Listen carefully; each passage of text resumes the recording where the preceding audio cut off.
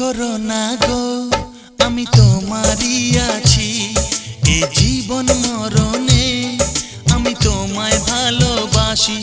আমি তোমার ছায়া হয়ে রব তোমার পাশাপাশি।